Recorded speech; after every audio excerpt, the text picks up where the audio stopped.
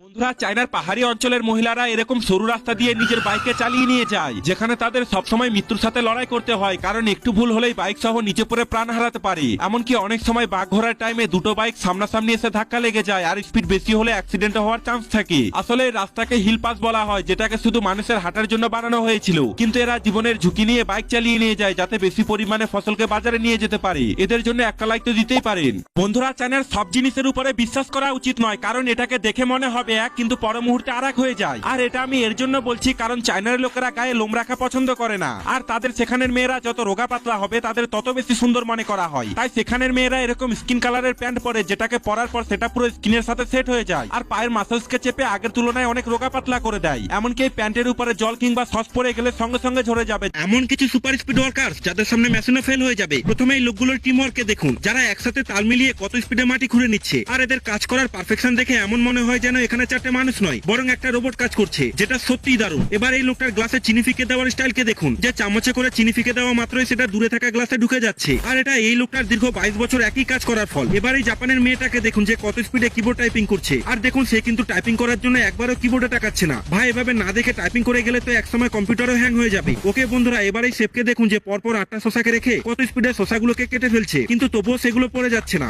এই কালো জিনিসটাকে দেখে ব্যাঙের বাচ্চা ভাবার ভুল একদমই করবেন না, বরং এর আসল আকৃতি দেখে আপনি অবাক হয়ে যাবেন। কারণ এই লোকটা যখন ছোট চামচের 1 চামচের জিনিসটা তুলে পাশে রাখা বালতির জলে এটাকে ছেড়ে দেয়, তখন বোঝা যায় এগুলো আসলে অনেকগুলো ছোট ছোট মাছের বাচ্চা ছিল। আসলে এগুলো হলো শিঙি মাছের বাচ্চা, যাকে ওয়াকিং ক্যাটফিশও বলা হয়, যেটা বড় হয়ে কিছুটা এমন দেখায়। আর ভেড়া যাতে হারিয়ে না যায় তাই তাদের উপরে এরকম নাম্বার স্ট্যাম্প লাগানো হয়। আসলে সব ভেড়া একই দেখায়, কিন্তু এই নাম্বার দেখে ভেড়ার বয়স, জন্মদিন আর নানা ডিটেলস জানা যায়। ভাই, ট্যালেন্ট হবে তো এই লোকটার মতো, না হলে কোনো কাজ নেই। আসলে এই লোকটা নিজের গাড়ির একটা গ্রিন কালারের ভাঙা পার্টস নিয়ে সেই লোকটাকে দেখায়। প্রথমে তো বৃদ্ধ লোকটা ভালো করে দেখে বলে, তারপরে লোকটা একই সেম কালার তৈরি করতে শুরু করে দেয়। সবার প্রথমে লোকটা একটা গ্লাসে সব ধরনের কালার ঢালতে থাকে, যেমন white colour, purple colour, black colour, আর শেষে লাইট গ্রিন আর রেড কালারকে ঢেলে একসাথে মিক্স করে নেয়। বৃদ্ধ লোকটাকে এই কাজ করতে দেখে কাস্টমার একটু অবাক হয়ে ভাবে তিনি এটা কি করতে চলেছেন, কিন্তু শেষে যে রেজাল্ট এলো সেটা দেখেই লোকটাও অবাক হয়ে যায়, কারণ তিনি গাড়ির টুকরোটার একদম সেম কালার তৈরি করে ফেলে, যেটাকে এতক্ষণ মার্কেটে খুঁজে পায়নি। দেখো, গাড়িতে সূর্যের আলো ঢুকলে গরমে বাচ্চারা কান্না করে আর ঘুমাতে চায় না, তাই এই কার উইন্ডো কভারটাকে বানানো হয়েছে, যেটাকে এইভাবে কাঁচে সেট করে দিলে ভেতরে আলো ঢোকে না, তাই বাচ্চারা শান্তি ঘুমাতে পারে। আর চায়নাতে বাচ্চাদের এরকম সেকিং দোলনাতে ঘুম পাড়ানো হয়, যেটাকে একবার নাড়ি দিলে সেটা অনেকক্ষণ দুলতে থাকে, ফলে বাচ্চাদের মনে হয় তারা মায়ের কোলে ঘুমিয়ে আছে। আর বাচ্চাদের জন্য বানানো এই সুপার রিয়েলিস্টিক AK-47 গানটাকে দেখুন, যার মধ্যে বুলেট হিসেবে অরবিজ ভরতে হয়। যার যার এটা পছন্দ হয়েছে তারা লাইক করে দাও।